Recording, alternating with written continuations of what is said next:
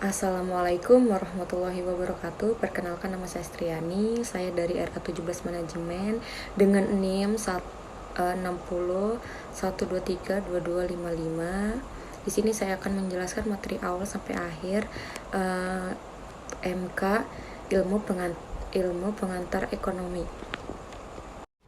Teori permintaan adalah teori ekonomi yang menyatakan bahwa harga dipengaruhi oleh permintaan. Oleh karena itu, teori tersebut berasumsi bahwa ketika permintaan di pasar naik, maka harga barang pun akan ikut naik. Tetapi jika permintaan turun, maka harga pun ikut turun.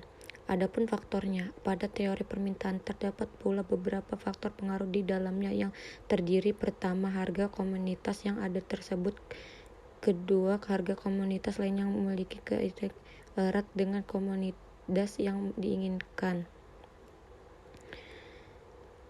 Analisis permintaan pada modul ekonomi mikro pasar tahun 2017 Posma Seriguna jika menjelaskan agenda analisis permintaan yang terdapat perbedaan pengertian antara permintaan dengan jumlah komoditas yang diminta, yaitu: Pertama, permintaan definisikan sebagai jumlah barang maupun jasa yang ingin dibeli dan oleh konsumen yang beberapa pada tingkat harga tertentu seolah periode waktu tertentu. Kedua, jumlah yang diminta didefinisikan sebagai jumlah barang maupun jasa yang ingin dibeli oleh konsumen. Hubungan harga dengan permintaan. Pada dasarnya, hukum permintaan memiliki definisikan sebagai sebuah pernyataan yang mengungkapkan bahwa semakin rendah harga dari sebuah barang atau jasa, maka akan semakin tinggi permintaannya. Kurva permintaan adalah kurva yang menggambarkan sifat hubungan antara harga suatu barang tertentu dengan jumlah barang yang diminta pembeli. Dengan menggunakan skedul permintaan, besarnya permintaan barang dan jasa pada berbagai tingkat harga dapat diketahui dengan mudah. Kurva permintaan mempunyai sepola negatif, artinya bergerak dari kiri atas ke arah kanan bawah. Hal ini dapat dilihat pada kurva 5.1 yang menunjukkan turunnya harga barang X dari 600 menjadi 500 mengakibatkan pertambahannya jumlah barang yang diminta dari 40 unit menjadi 50 unit. Titik A berpindah ke titik B sepanjang kurva D dengan seterusnya. Semakin turun harganya, jumlah barang yang diminta semakin banyak sehingga kurva bergerak dari kiri ke kanan bawah. Pergerakan sepanjang kurva permintaan menunjukkan bahwa bertambah atau berkurangnya permintaan terhadap suatu barang disebabkan oleh perubahan harga barang itu sendiri. Pergeseran kurva permintaan menunjukkan adanya perubahan permintaan yang ditimbulkan oleh faktor-faktor selain harga. Pergeseran kurva permintaan ditunjukkan dengan pergerakannya kurva ke kanan atau ke kiri. Sedangkan kurva bergeser ke kiri menunjukkan penurunan jumlah permintaan karena penurunan pendapatan. Dengan demikian dapat disimpulkan bahwa adanya perubahan pendapatan dapat mengubah jumlah permintaan akan barang serta dapat menggeser kurva permintaan. Perhatikan kurva permintaan di atas. Kurva permintaan mengalami pergeseran ke kanan dari D ke D1 dan bergeser ke kiri dari D ke D2. Pergeseran ke kanan dan dari kurva permintaan menunjukkan pertambahan jumlah permintaan karena adanya peningkatan pendapatan. Fungsi permintaan adalah persamaan yang menunjukkan hubungan antara jumlah satu barang yang diminta dengan faktor-faktor yang mempengaruhinya. Jadi fungsi permintaan mengikuti hukum permintaan, yaitu apabila harga suatu barang naik, maka permintaan akan barang tersebut juga menurun, dan sebaliknya apabila harga barang turun, maka permintaan dan akan barang tersebut meningkat. Dikutip dari buku Ekonomi Mikro 2019, pengertian penawaran dalam ilmu ekonomi adalah banyaknya barang atau jasa yang tersedia dan dapat ditawarkan oleh produsen kepada konsumen pada setiap tingkat harga selama periode waktu tertentu. Sementara dalam buku Pengantar Ekonomi Mikro dijelaskan bahwa penawaran adalah sejumlah barang atau jasa yang tersedia dan dapat ditawarkan oleh produsen ke konsumen pada tingkat harga dalam periode waktu tertentu.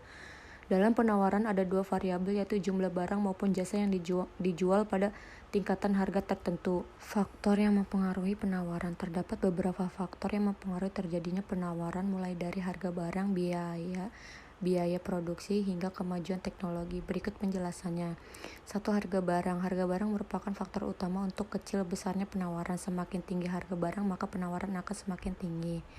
2. Jumlah penjual atau produsen. Jika jumlah produsen suatu barang tertentu banyak, maka jumlah penawaran terdapat barang itu juga tinggi.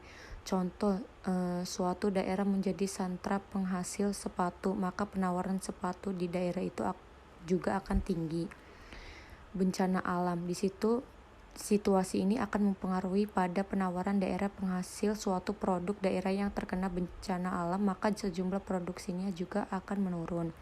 Harga barang pengganti. Barang pengganti biasanya menjadi alternatif barang utama yang ditawarkan produsen ke konsumen. Biasanya hal ini terjadi karena harga barang utama meningkat. Contohnya, saat harga kopi meningkat menyebabkan harga barangnya penggantinya seperti teh terlihat lebih murah. Penjual pun akan lebih banyak menjual teh ketimbang kopi. Biaya produksi adalah seperti biaya bahan baku, gaji pegawai, bahan penolong, dan lainnya. Kemajuan teknologi pengaruh besar kecilnya barang yang ditawarkan. Kemajuan teknologi menimbulkan produksi menjadi lebih tepat dan biayanya semakin murah sehingga keuntungan bertambah. Pajak merupakan ketetapan pemerintah terhadap suatu produk dan pengaruh terhadap tinggi rendahnya harga. Perkiraan harga di masa depan. Perkiraan harga barang dan sejak naik, tetapi penghasilan masyarakat tetap. Kebijakan pemerintah dan situasi politik. Misalnya kebijakan kenaikan bea cukai atau penghapusan bea cukai yang mempengaruhi komoditas pasar.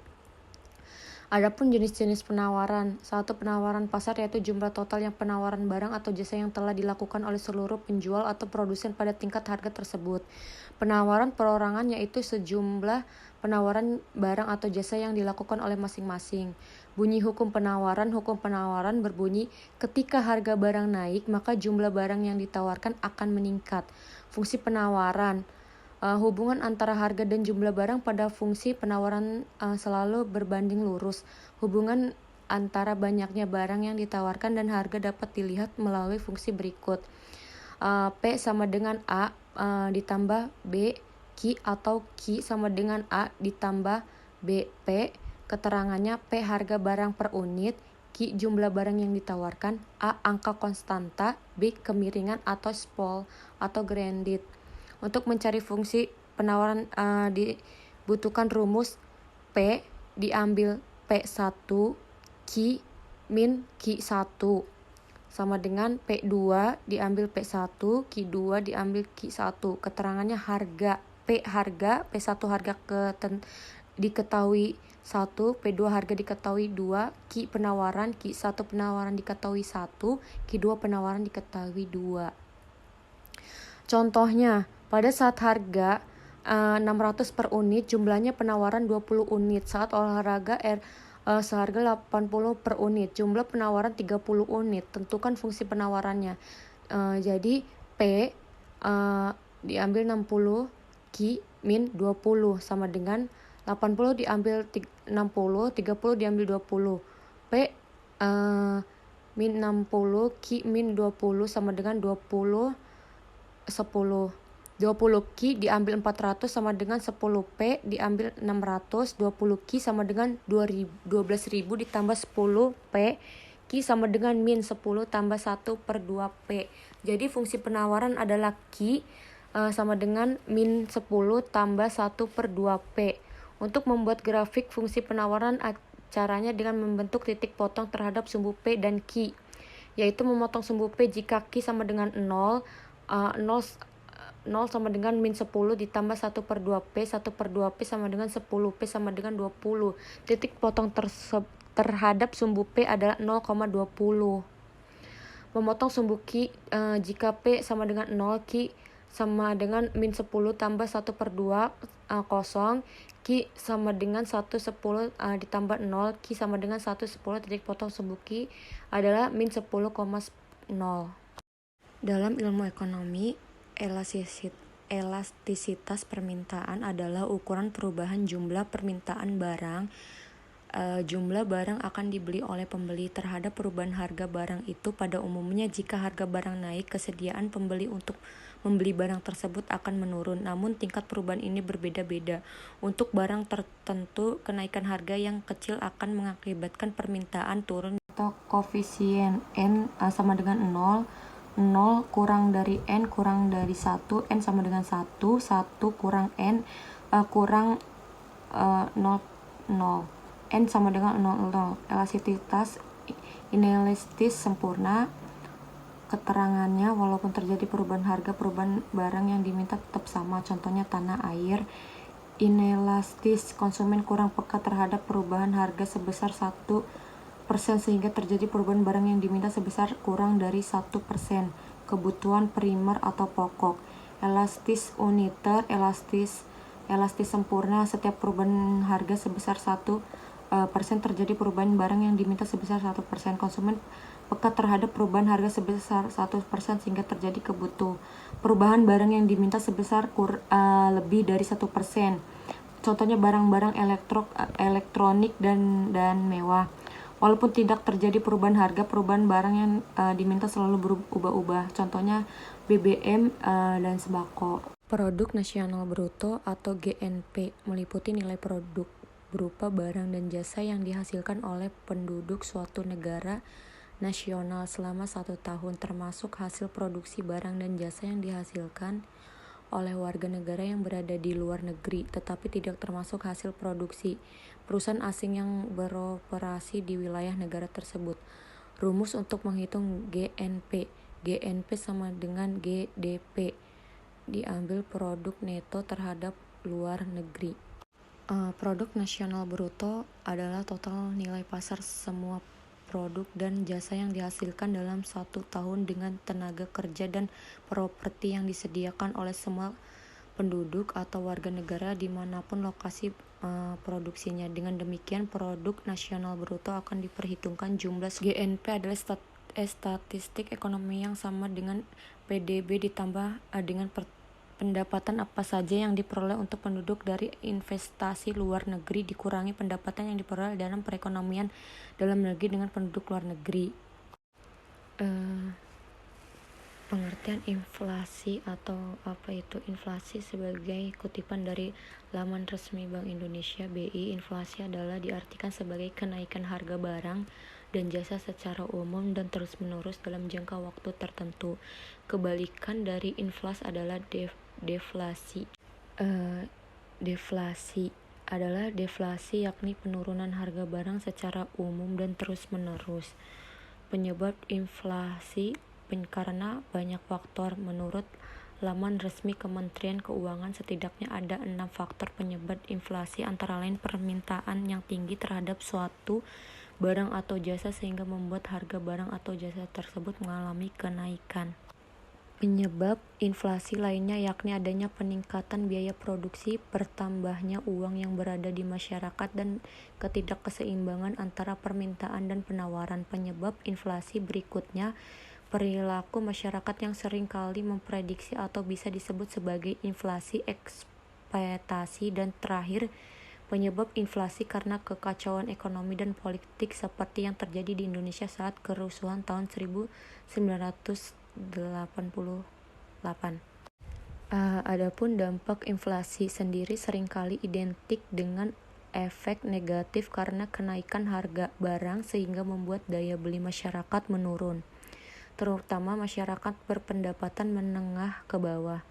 Menurut Bank Indonesia, dampak inflasi yang tinggi akan menyebabkan pendapatan real masyarakat akan terus menurun, sehingga standar hidup dari masyarakat turun dan akhirnya menjadikan semua orang, terutama orang miskin, bertambah miskin. Ada dampak inflasi yang tidak stabil dan menciptakan ketidakpastian bagi pelaku ekonomi dalam mengambil keputusan. Pengalaman empiris menunjukkan bahwa inflasi yang tidak stabil akan menyulitkan keputusan masyarakat dalam melakukan konsumsi, investasi, dan produksi yang pada akhirnya akan menurun pertumbuhan ekonomi. Yang ketiga, tingkat dampak inflasi domestik yang lebih tinggi dibanding dengan tingkat inflasi di negara tetangga menjadikan tingkat bunga domestik real menjadi tidak kompetitif sehingga dapat memberikan tekanan pada nilai rupiah. Perhitungan inflasi. Perhitungan inflasi dilakukan oleh Badan Pusat Statistik BPJS, kenaikan harga dari satu atau dua barang saja tidak akan disebut inflasi kecuali bila kenaikan itu meluas atau mengakibatkan kenaikan harga pada barang lainnya. BPJS menghitung inflasi menggunakan Indeks Harga Konsumen (IHK) atau Indeks Pengeluaran. IHK sendiri meliputi pengeluaran bahan makanan dan makanan jadi ditambah dengan minuman dan tembakau. Komponen IHK lainnya dalam perhitungan inflasi adalah pengeluaran perumahan, sandang, kesehatan, pendidikan, dan olahraga, serta transportasi dan komunikasi. Data pengelompokan tersebut didapatkan BPJS melalui survei biaya hidup SBH yang rutin dilakukan baik per daerah maupun secara nasional. Adapun jenis-jenis inflasi, ada inflasi ringan. Inflasi ringan yaitu inflasi yang mudah untuk dikendalikan dan belum begitu mengganggu perekonomian suatu negara. Inflasi sedang adalah dapat menurunkan tingkat kesejahteraan masyarakat berpenghasilan tetap tetapi belum membahayakan aktivitas perekonomian negara. Inflasi sedang berada di kisaran kenaikan harga 10% atau 30% per tahun. Inflasi berat. Jenis inflasi ini bisa mengakibatkan kekacauan perekonomian di suatu negara. Kondisi ini umumnya membuat masyarakat lebih memiliki penyimpanan barang dan tidak mau menabung karena bunganya jauh lebih rendah ketimbang nilai inflasi. Kenaikan harga sebab inflasi ini ada di besaran 30-100% per tahun. Hyperinflation di tingkat inflasi ini telah mengacaukan perekonomian suatu negara dan sangat sulit untuk dikendalikan meskipun dilakukan kebijakan moneter dan fiskal. Inflasi ini berada di sekitaran 100% ke atas per tahun. Penyebab inflasi meningkatnya jumlah permintaan. Penyebab inflasi yang pertama bisa dikarenakan meningkatnya permintaan atau demand pada suatu jenis barang atau jasa tertentu. Ketika permintaan meningkat sementara stok barang yang tersedia tidak memadai, maka akan terjadi kenaikan harga. Penyebab inflasi meningkatnya jumlah permintaan, meningkatnya biaya produksi, peredaran uang. Adapun dampak untuk inflasi untuk investor. Pada kondisi inflasi, minat menabung sebagian besar orang akan berkurang. Alasannya karena pendapatan dari bunga tabungan jauh lebih kecil, sedangkan penabung harus terus bayar biaya administrasi tabungannya. Inflasi yang tinggi juga dapat menyebabkan tergerusnya pendapatan real masyarakat sehingga mengakibatkan penurunan standar hidup karena harga barang yang semakin mahal. Selain itu, inflasi yang tinggi tentu berdampak pada kenaikan bunga kredit rumah hingga akan berpengaruh buruk terhadap sektor properti. Pertumbuhan ekonomi adalah suatu proses dari perubahan kondisi perekonomian yang terjadi di suatu negara secara berkesinambungan untuk menuju keadaan yang dinilai lebih baik selama jangka waktu tertentu. Teori pertumbuhan ekonomi menjelaskan tentang faktor-faktor yang mempengaruhi atau menentukan pertumbuhan ekonomi dan prosesnya dalam jangka panjang, menjelaskan mengenai bagaimana faktor-faktor itu berinteraksi satu dengan yang lainnya sehingga dapat menimbulkan terjadinya proses pertumbuhan pada seri ini. Bapak Igma. Perubahan struktur perekonomian dalam masyarakat yang maju, pembangunan ekonomi yang dilaksanakan akan mengakibatkan perubahan struktur perekonomian di mana terjadi kecenderungan bahwa kontribusi peran sektor petani terhadap nilai PDRB akan menurun, sedangkan kontribusi sektor industri akan meningkat. Sektor industri memiliki peran sangat penting dalam membangun nasional dan regional. Sektor industri dapat menyediakan lapangan kerja yang luas, memberikan peningkatan pendapatan pada masyarakat, menghasilkan devisa yang dihasilkan dari ekspor. Oleh karena itu, perekonomian suatu wilayah harus diorientasikan selain sektor pertanian, tetapi harus pula diorientasikan sebagai sektor industri. Pertumbuhan kesempatan kerja.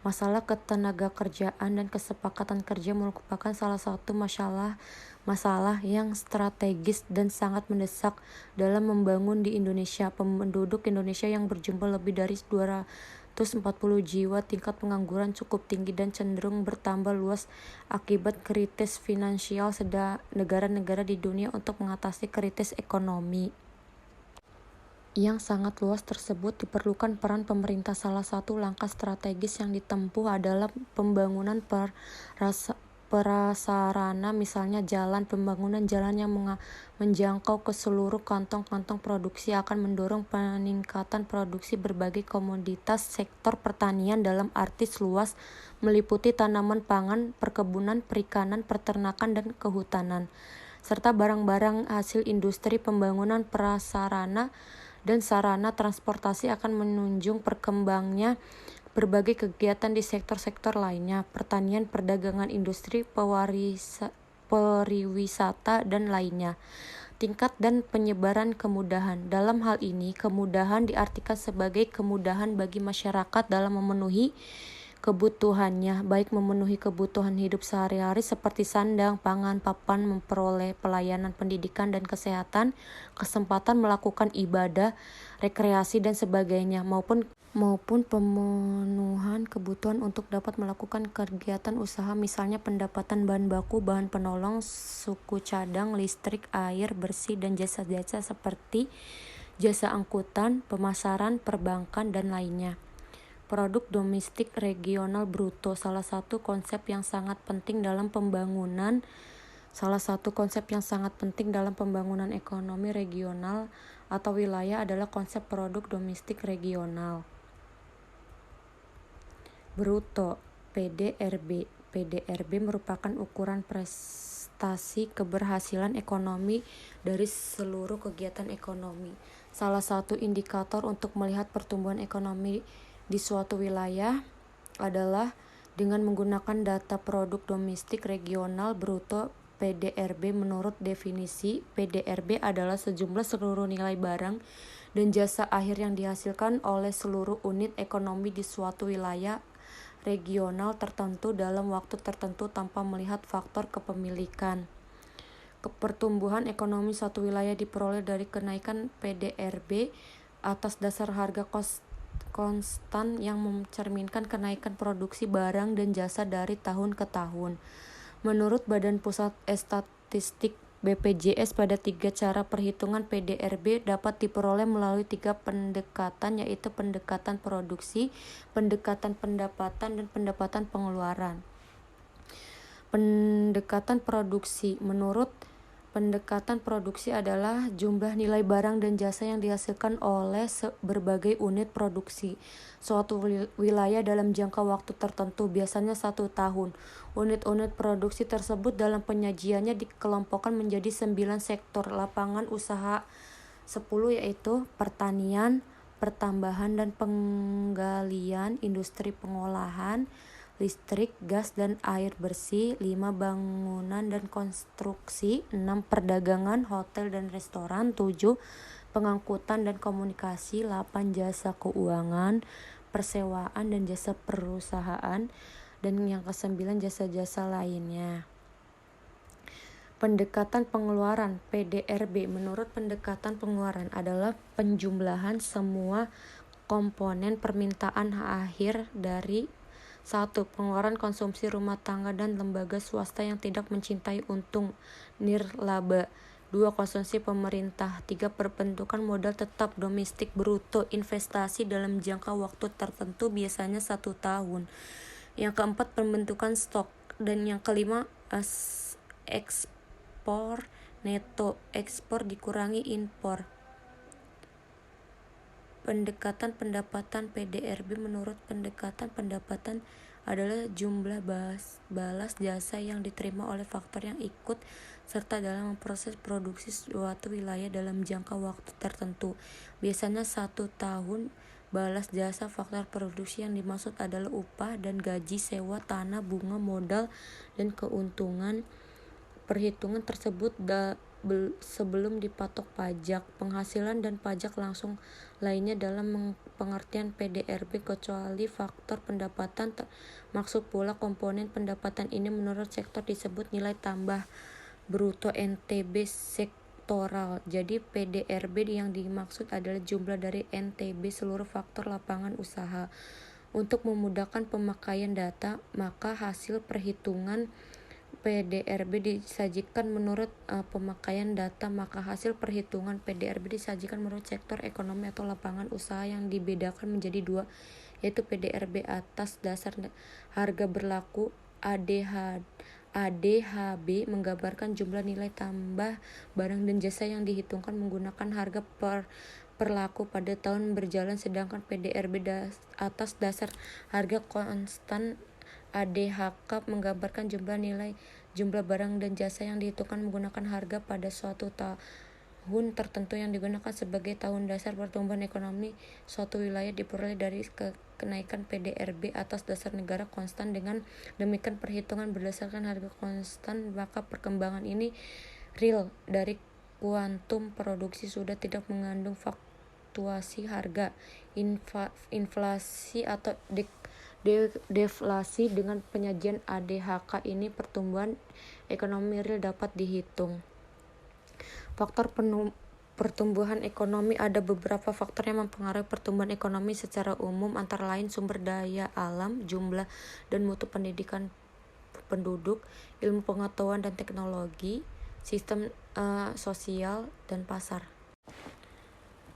Untuk menilai prestasi pertumbuhan ekonomi haruslah terlebih dahulu dihitung pendapatan nasional real, yaitu PNB atau PDB, yang dihitung menurut harga-harga yang berlaku dalam tahun dasar. Nilai yang diperoleh dinamakan PNB atau PDB harga tetap, yaitu harga yang berlaku dalam tahun dasar. Tingkat pertumbuhan ekonomi dihitung dari pertambahan PNB atau PDB real yang berlaku dari tahun ke tahun. Untuk mengetahui perkembangan pertumbuhan ekonomi setiap periodenya dapat dihitung dengan menggunakan rumus berikut. Rumusnya R dalam kurung T diambil 1 tutup kurung PDRB T dikurang PDRB T dikurang 1 dibagi PDRB 1 min 1 dikali 100%. Keterangan RT min 1 tingkat pertumbuhan ekonomi PDRB T produk domestik regional bruto tahun yang dihitung, PDRB T min 1 produk domestik regional bruto tahun sebelumnya. Pertumbuhan ekonomi dalam Islam. Banyak ahli ekonomi maupun fikih yang memberikan perhatian terhadap pertumbuhan ekonomi, yang menjelaskan bahwa maksud pertumbuhan ekonomi bukan hanya sebatas aktivitas produksi saja. Lebih dari itu, pertumbuhan ekonomi merupakan aktivitas penyuluhan dalam bidang produksi yang berkaitan erat dengan keadilan distribusi. Pertumbuhan bukan hanya persoalan ekonomi, melainkan aktivitas manusia yang ditunjukkan untuk pertumbuhan dan kemajuan sisi material dan spiritual manusia. Beberapa pemahaman pokok mengenai pertumbuhan ekonomi yang dilihat dari perspektif Islam, diantaranya mengenai batasan tentang persoalan ekonomi. Perspektif Islam setidaknya sama dengan yang dianut oleh kapasitas, di mana yang dimaksud dengan persoalan ekonomi yaitu persoalan kekayaan dan minimnya sumber-sumber kekayaan. Perspektif Islam menyatakan bahwa hal itu sesuai dengan kapasitas yang telah disediakan oleh Allah untuk memenuhi kebutuhan manusia yang ditunjukkan untuk mengatasi persoalan kehidupan manusia.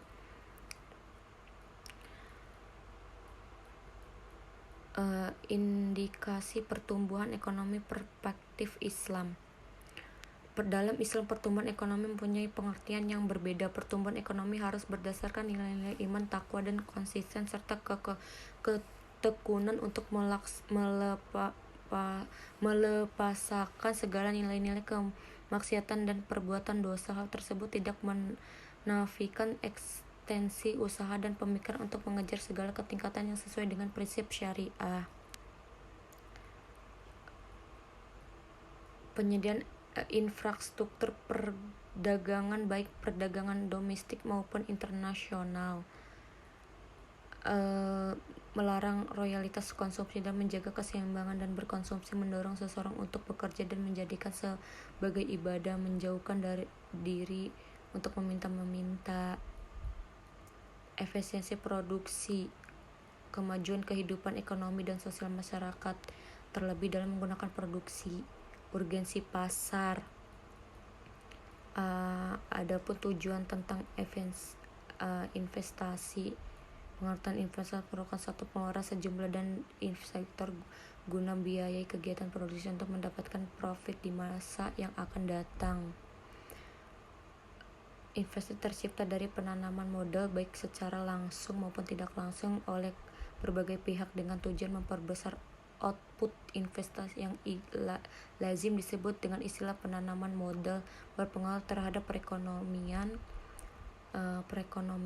suatu negara bahkan wilayah. Cukup sekian materi yang saya sampaikan, kurang lebihnya mohon maaf. Wabillahi wa taufiq wal hidayah. Wassalamualaikum warahmatullahi wabarakatuh.